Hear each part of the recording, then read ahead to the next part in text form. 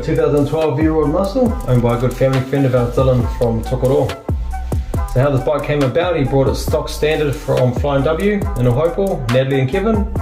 Part of the deal was he wanted a Vance and Irons 2-into-1 on it, so he done a swap around with some pipes and away he rode.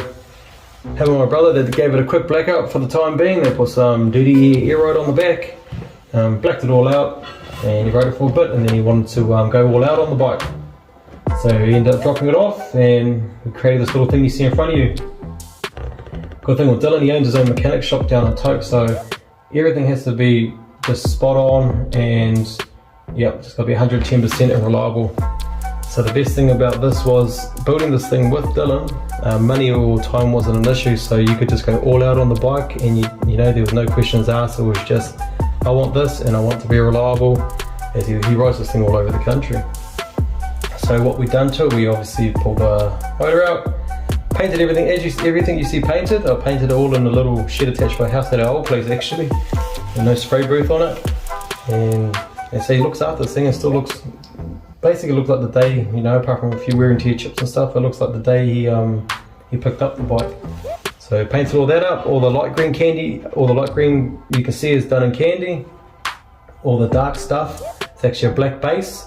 And like you'll see a lot of black green, they were quite a muddy in the off light. I wanted this bike to look real black, you know, with no lights on it. So what I've done there, put a black base down, all PPG paints, black base down, put a teal pearl over the top, and then over top of that teal I put a couple of coats of candy on it, so that made it real dark.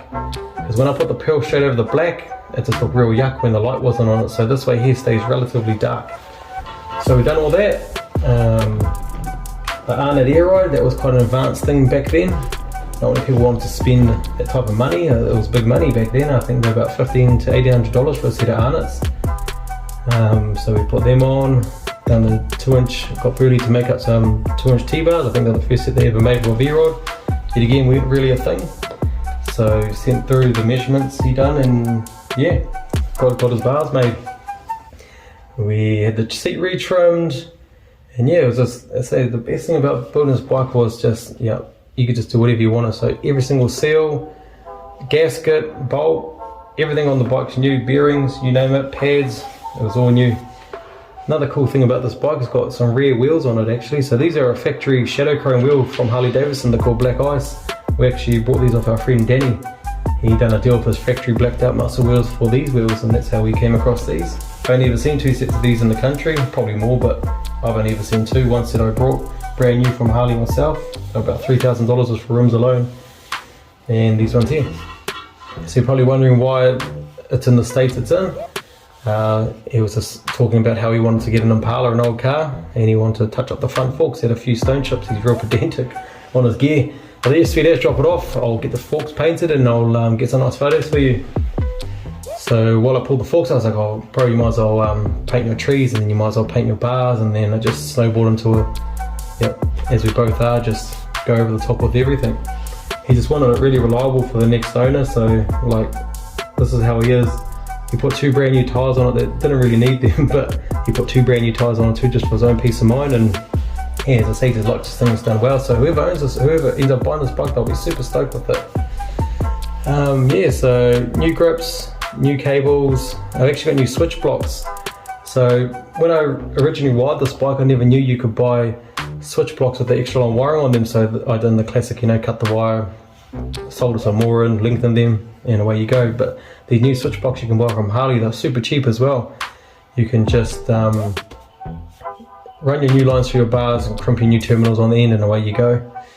So yeah, so as I say, when we're going too in detail, because I'm going to be redoing the airbags, just the wiring on them, because they got all new wiring now, so I'm going to redo the airbag wiring, redo the indicators, all that type of stuff. But when we're going all out on this, in detail on specific areas, we'll leave them to separate videos. Like I'll do a separate video solely for handlebars, I'll do a separate video solely for air ride later on down the track. So you might take away a few learnings in this video.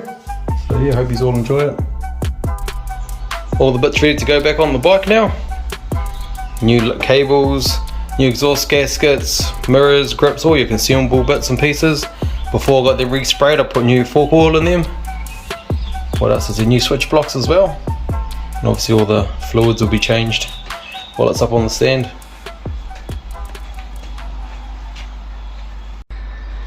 first process is going to be remounting the trees in. That way there we can mount the bars up and we can set our length for our wiring we're going to be doing. It's really important too to pack your bearings properly when you're doing new headset bearings.